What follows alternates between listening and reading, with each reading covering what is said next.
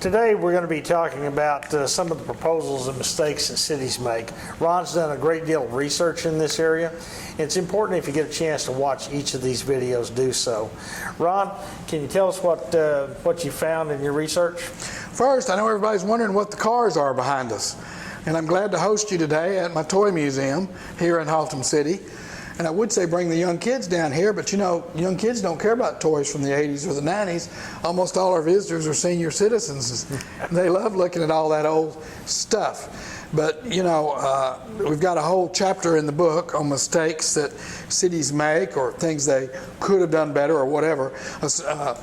Reading a little bit from the book here, it says, a smart fellow learns from his mistakes, but the really smart fellow learns from the other guy's mistakes.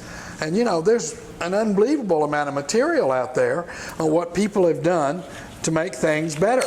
Now, mistakes are inevitable. And in the planning world, planning and zoning world,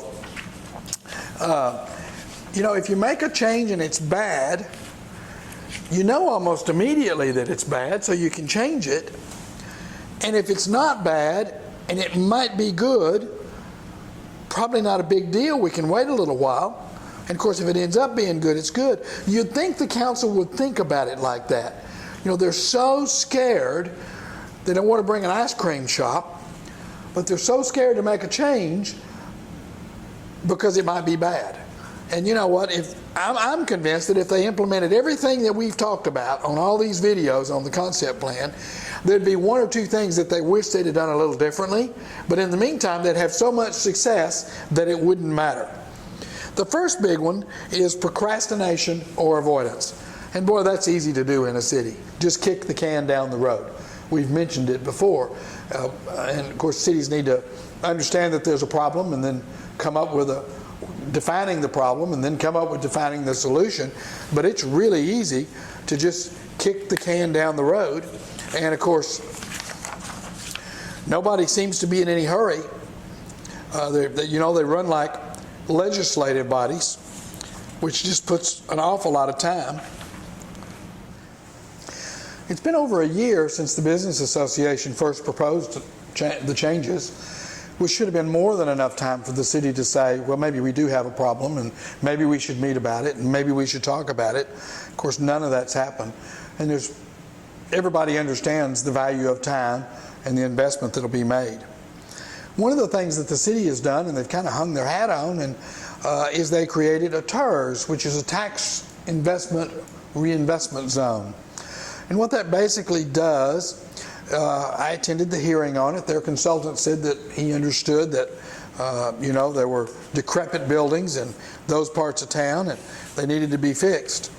And I want to read from the code what the definition of the need for a TIRZS is. The tax code has a pretty certain criteria, the state of Texas code. It says to create a TIRZS, the city or county must determine that investment in the area would not occur solely without private investment in the reasonably foreseeable future. The land in a TIRZS must also substantially arrest or impair the sound growth of the municipality or county designating the zone as a result of several factors listed in the statute, such as deteriorating buildings or faulty street layout. These are known as the blight criteria. So the state laid out why a city should need a TIRZS and what the definition of that area might look like. So Haltom City laid out the areas that they believe were blighted, which is their word, not mine, but it's accurate in my opinion, and that needed improvement, needed help, and they created a TIRZS. So now, what happens within those zones that they've created, which are by and large the areas that I think need improvement, is if somebody does improvements, public improvements. It's a really important note, public improvements. When a plumber builds a new building, what kind of public improvements are made? He may or may not get a new water line.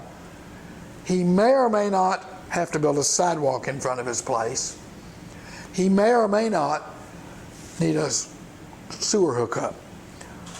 But those will only be allowed to his property line, and in most cases they're already in place in a developed city.